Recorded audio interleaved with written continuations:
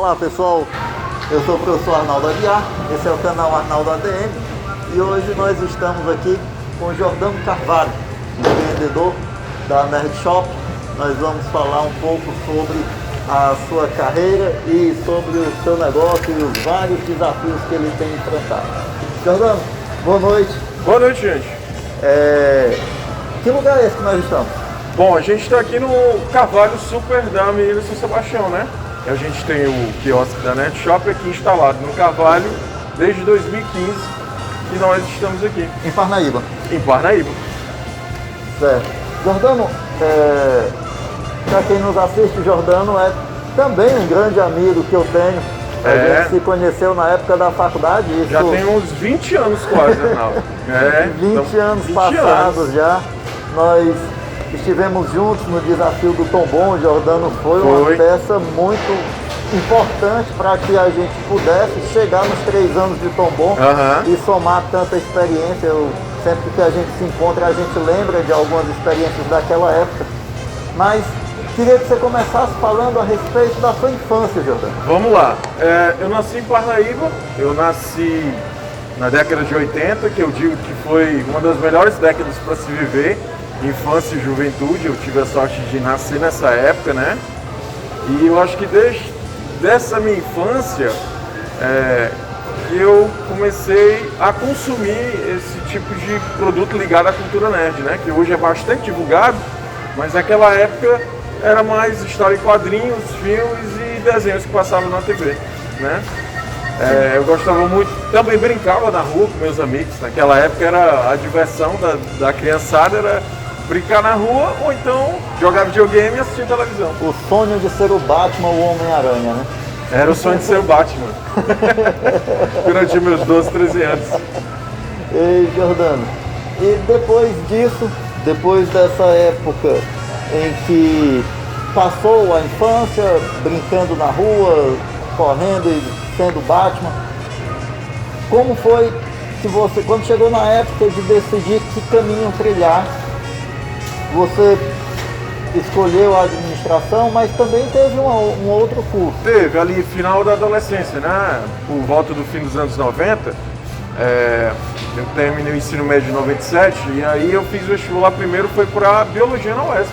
Passei, comecei a cursei um ano, mas percebi que não era muito a minha praia que eu queria. E foi tocando paralelo com a administração. E aí eu desisti do curso de Biologia, saí mesmo.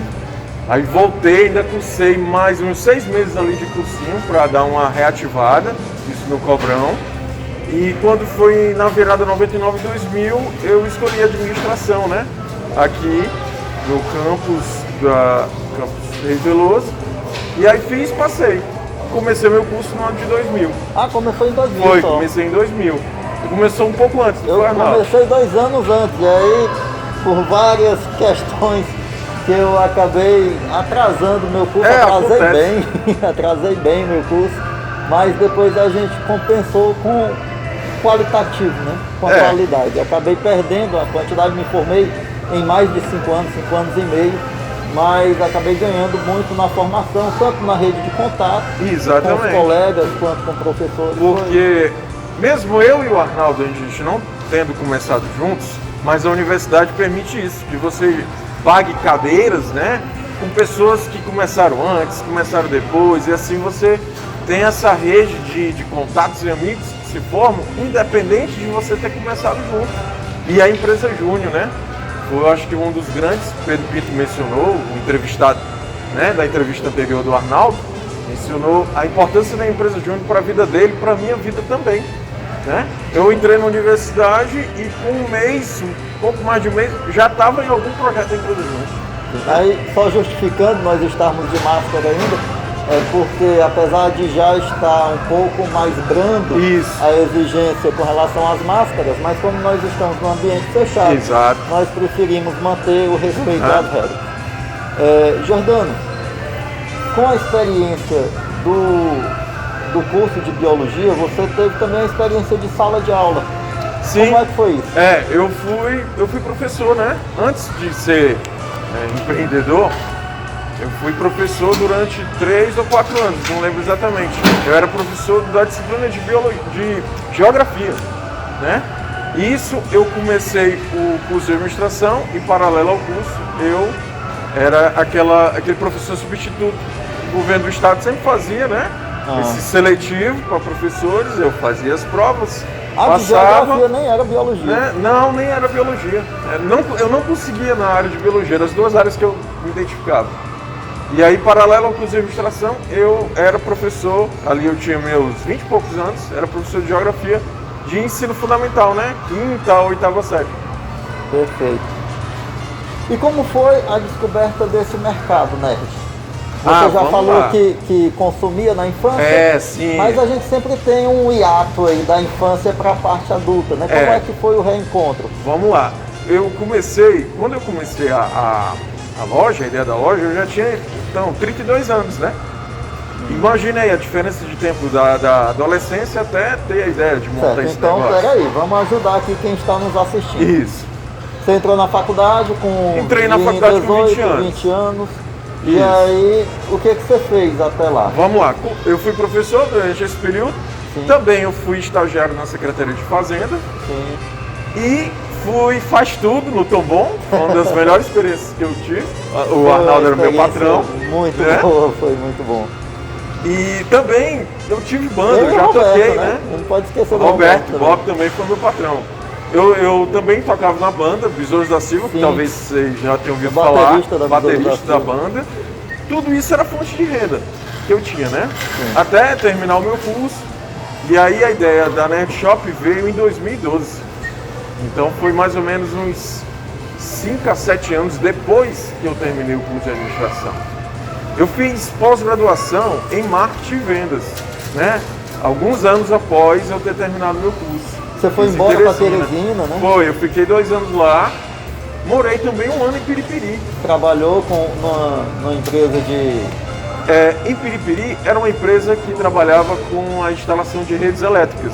Mas no caso eu trabalhava na parte administrativa, né? No escritório da empresa. Fiquei um pouco mais de 1 ano morando em Piripiri. Aí voltei para Piripiri. Ainda trabalhei um pouco com meu pai, que ele também trabalhava com comércio. Ele fabricava e vendia a Tiquira Magu. E aí eu ajudava nesse período. E numa dessas viagens com ele, né, foi que eu descobri um fornecedor para as camisetas e aí veio a ideia da Nerd Shop. Certo. E como é que foi? Você chegou, passou, viu a camiseta dele, comprou 50 e já foi revender? Como foi assim, eu comprei 2 para mim, para o meu próprio uso, né? E peguei o contato da pessoa, voltei aqui para Parnaíba e fui fazer uma rápida pesquisa. Se tinha vendedores, se tinha um mercado para esse tipo de produto e se tinham pessoas vendendo esse tipo de produto que eu tive a ideia de montar. Porque com o contato que eu peguei, eu comecei a conversar com o fabricante para ver a possibilidade da venda do atacado. E ele tinha um preço bom de venda de atacado. Isso me animou bastante, né? E nessa época, 2012, os filmes da Marvel estavam cada vez mais tendo uma audiência maior. E com isso você percebia que as pessoas estavam mais interessadas em consumir esse tipo de produto ligado à cultura público, nerd. Nem todo é nerd. Nem Quando todo. Você fala de filmes da Marvel, você quer dizer o quê? Filmes de super-herói, né? Basicamente filmes de super-herói. É o que hoje são os filmes que mais rendem bilheteria no cinema. Né? Então, para você ver como nada é o acaso. As coisas vão se encaixando, né? As engrenagens vão se encaixando. Eu sempre gostei desse tipo de coisa. Eu encontrei um fornecedor. Nessa época o mercado estava começando a aquecer para esse tipo de produto e ninguém explorava esse ramo na cidade de Parnaíba. Então, estava o cenário, né, se formando. Muito propício. Eu analisei, não, vale a pena arriscar, vale a pena fazer um teste. Tinha uma reservazinha. Exatamente. Era pouquinha, mas dava para começar e eu comecei com 50 camisetas. Jordano, só para a gente ter uma ideia, quanto foi o investimento inicial? R$700. R$700. R$700 foi o investimento inicial da empresa. O patrimônio da empresa, quando começou, 50 camisetas, uma ararazinha daquelas bem simples de metal, Sim. um banner que eu pendurava no portão da minha casa. Que foi desenvolvido por você? O banner eu fiz a arte junto com um amigo meu, Raz Eduardo, e imprimi numa gráfica, né, o banner. E o meu computador, meu notebook que eu já tinha, que era para fazer a divulgação ali via rede social. E o capital intelectual, que é imensurável. Esse ajudou bastante, né? Esse ajudou. Porque uma pessoa que não domina a área, que não tem Seria rede, mais difícil. que não tem rede de contato para esse público, ia ficar complicado. Isso. Hoje está muito comum a questão da loja virtual, né? Sim. Mas desde aquela época eu quis começar como loja. Na verdade, a Nerdshop começou na sala da minha casa. Eu não sei se no vídeo dá para você editar e colocar fotos. Aí eu vou te mandar lá o início, como foi ali o histórico, todo o históricozinho quando começou a loja, né? Para as pessoas terem ideia. Acompanha até o final, vai ficar massa. As pessoas terem ideia de como era no início, né? Era bem simples mesmo. Eu lembro. Na sala de casa. 2013, talvez. Eu vim com um grupo de alunos de Piripiri, eu trabalhava em Piripiri na época, e a gente fez uma visita lá na sua loja. Foi. E era o encanto que os meninos tinham em ver aquela loja começando ali na garagem. E na garagem. Já tinha uma Kombi que você fazia, vendas, a Kombi toda plotada com motivos dos super-heróis. E tudo aquilo muito inovador e uma proposta de venda mobile. Que hoje está mais comum, né? Isso. E como é que foi o desenvolvimento dessas ideias? Vamos lá. Eu comecei na sala de casa, não foi nem negócio de garagem, ainda menor ainda do que o negócio de garagem. Depois passou para garagem. Tinha uma garagem ociosa lá em casa que eu fiz uma adaptação gastando R$200 e transformei na lojinha. Depois foi que se transformou numa loja que a gente tem hoje, o ponto físico lá em casa. E aí teve a ideia da Kombi. A ideia da Kombi era buscar o cliente onde possivelmente ele estivesse e também tentar economizar no custo do aluguel. Naquela época a Nerdshop era pequena ainda não dava para dar esse passo maior de buscar um ponto ou no centro, em algum local de movimento grande. A gente ainda estava se preparando para isso. Então a gente resolveu montar a loja móvel numa Kombi. E foi o primeiro Nerd Móvel. O Nerd Móvel durou 2 anos a ideia. Só que como a loja ainda estava iniciando, a ideia ainda tinha que ter sido amadurecida um pouco mais. O que aconteceu é que eu acabei e me desfiz da primeira ideia da Kombi, comprei outro carro, né? E acabou... Vendeu a Kombi? Vendi a Kombi, né? Fiz a reforma lá em casa, de garagem, passou a ser uma loja de verdade. Sim. E depois a gente teve a ideia do quiosque. E aí veio pro quiosque aqui em 2015. E aí muita gente me pergunta, poxa, mas teu quiosque hoje estamos é muito em legal, 2020, né? 2020, 5 anos já. 5 anos já. Por que o quiosque é assim, né? Sim. Porque a gente quis fazer como se fosse uma banca de revistas, para lembrar esse universo nerd, né? Que tem a ver com a revista em quadrinho ali. E aí a pessoa, pô, mas foi legal tu usar essa madeira aqui. Não, cara, a gente usou também essa madeira porque era mais barata. Não era nem tanto por ser diferente. Pela proposta ecológica. Não, né, não era por ser mais barata mesmo. As pessoas, mas tu mandou fazer? Não, fui eu e meu irmão que fizemos. A Nerdshop sempre buscou o melhor custo-benefício, cara. Porque empreender não é fácil. E Você com tem que isso usar, acaba né? agregando também o apelo do social, do faça você mesmo. Faça você mesmo. Do reaproveitamento. Exato. Todo um contexto de politicamente correto acaba sendo agregado. Incentivar você, né, não ficar preso às dificuldades, usar a criatividade para contornar as dificuldades. Não pode ser um empecilho. Qual o maior desafio você já encontrou nesses 8 anos, de 2012 para cá?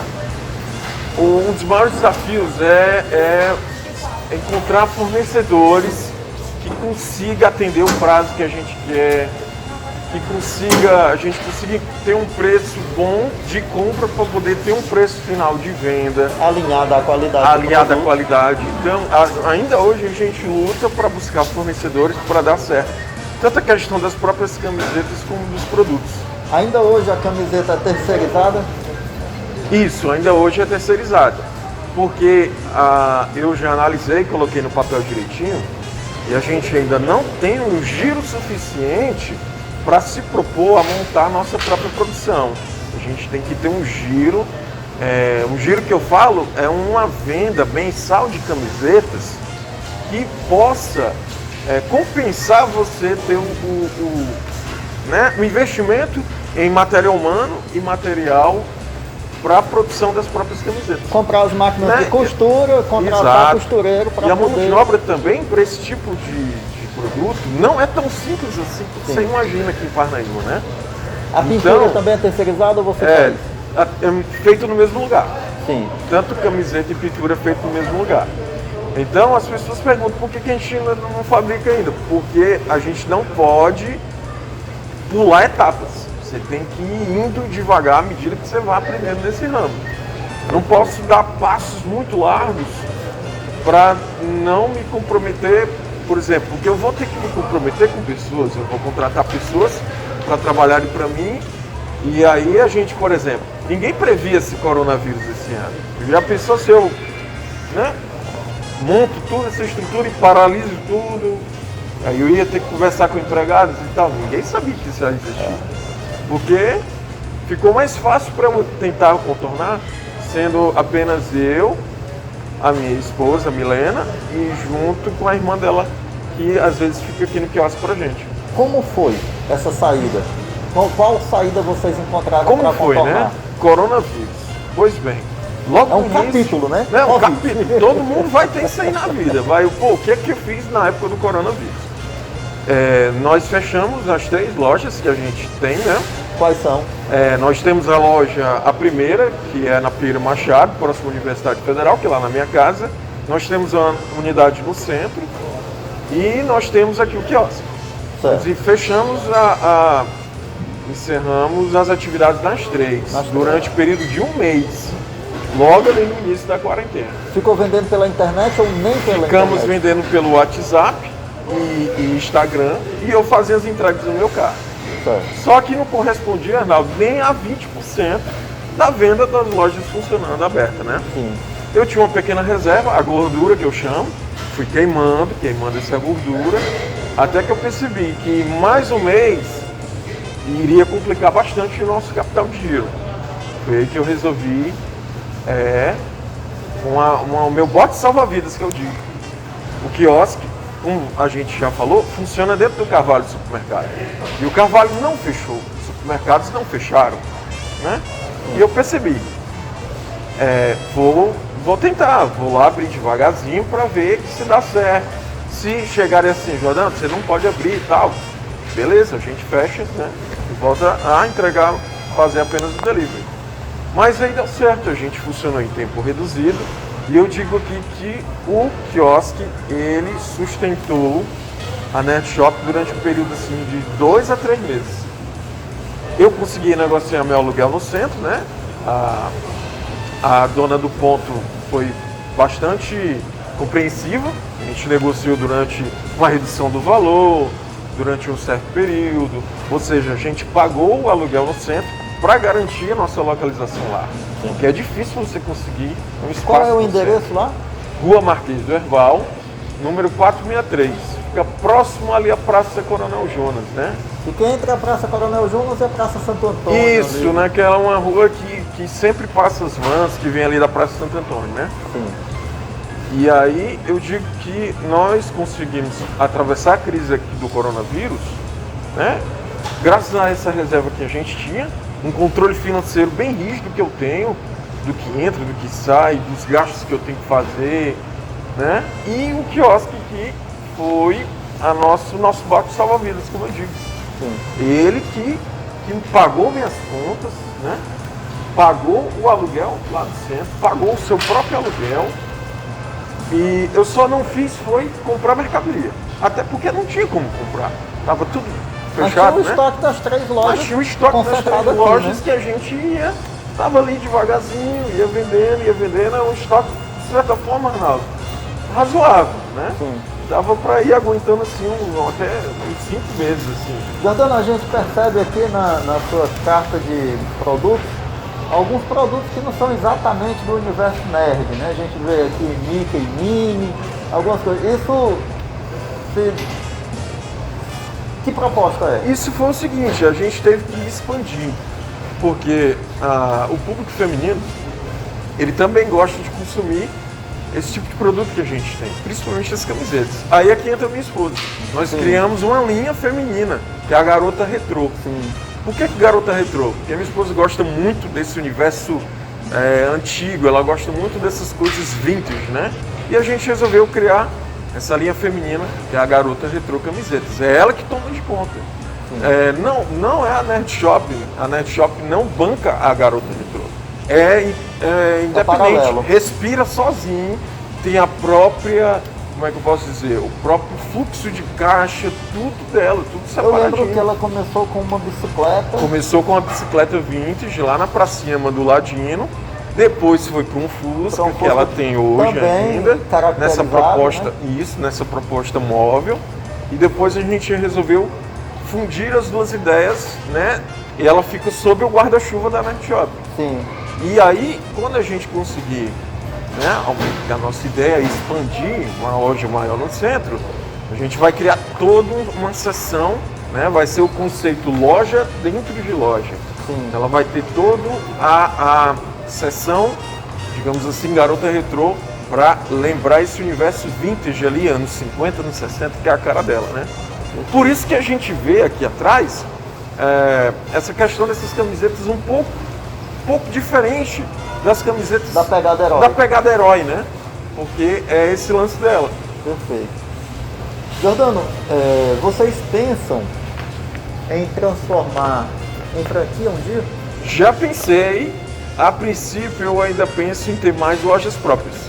Porque eu gosto de ter o controle criativo, né? De como é que está funcionando direitinho. Hoje quem quer comprar um produto Nerd Shop ou Garota Retrô, né? Retrô, quais opções tem? A loja do E as lojas próprias, né?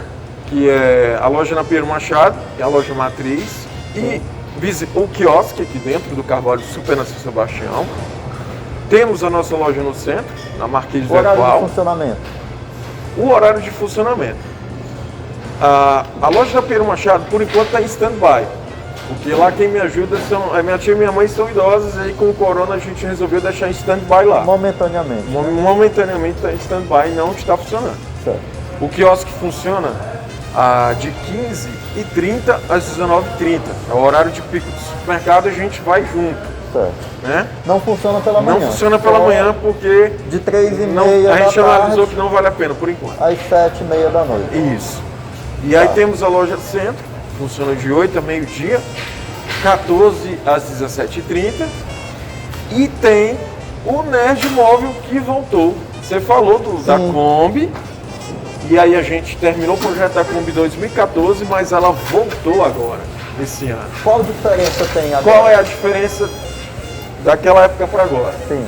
Agora a Nerd Shop já é muito mais conhecida, né? Já tem 8 anos de mercado. Sim. E a gente percebeu que dava para voltar essa ideia, principalmente para ir para outros pontos da cidade, em que o comércio aumentou, principalmente a região de Caramuru, Pinheiro Machado e o próprio centro. E o centro, você acha, o centro de Parnaíba é pequeno. Mas às vezes você está no local que certa pessoa não vai lhe ver porque ela está em outro local. A ideia do Nerd Móvel foi não somente a venda, claro, vender o produto, vender a camiseta, mas é reforçar a marca, reforçar a imagem da loja para quem ainda não conhece. Para você ter ideia, nós estamos funcionando há quase um mês. Fotos também da Kombi para o pessoal ver, né? No final vocês vão conferir aí. Da primeira e da segunda. Da primeira e da segunda. E a ideia de reforçar a imagem da loja já se mostrou viável. Por quê? Porque pessoas já me abordaram na Kombi, né? Legal, tuas camisetas, quanto é que custa e tal. Aí eu digo, também temos a nossa loja. E vocês também têm a loja? Ou seja, ele não conhecia a loja. A loja já tem no centro há 2 anos e a pessoa frequenta o centro de Ipanema e não conhecia ainda. Sim. Então o Nerd Móvel entrou para isso aí, para direcionar mais pessoas para conhecer também as outras lojas. Redes sociais, vocês estão presentes? Facebook, Instagram, principalmente, né? E YouTube, eu estou reativando o meu canal no YouTube. Tem um canalzinho lá que estava um pouco parado esse ano. Eu vou fazer pequenos vídeos, né? Retomando aí com a nossa entrevista. Exato. Que tomara que a gente consiga dar bons resultados aí. Ei, Jordano, qual é o seu grande sonho? Cara, grande sonho, né? Eu acho que tornar a Nerd Shop maior do que ela é seria um grande sonho, mas esse sonho eu acredito que a gente vai conseguir concretizar. Mas assim, eu acho que o grande sonho mesmo seria um sonho de infância que todo nerd tem, que eu acho que é visitar locais, né? Países em que a cultura nerd é mais forte, é mais evidente, como por exemplo a meca da cultura pop, né, hoje, história em quadrinhos e filmes, seria ali Estados Unidos, principalmente Los Angeles, estúdios de cinema. Eu sou fascinado por cinema, cinéfilo, né? Seria visitar o Japão também, que é um dos grandes países que produzem esse tipo de produto que a gente consome, que são animes e mangás. Esses eventos que acontecem, você já fez cosplay? Não, ainda não. Por incrível que pareça, eu sempre digo que todo ano eu vou fazer cosplay, mas nunca faço. É incrível. O que é cosplay? Vamos lá, o que é cosplay? Cosplay é a pessoa se vestir da forma daquele personagem que ela gosta. Não somente é um evento específico, se vestir, né? Mas assim, se comportar como o personagem que ela está interpretando.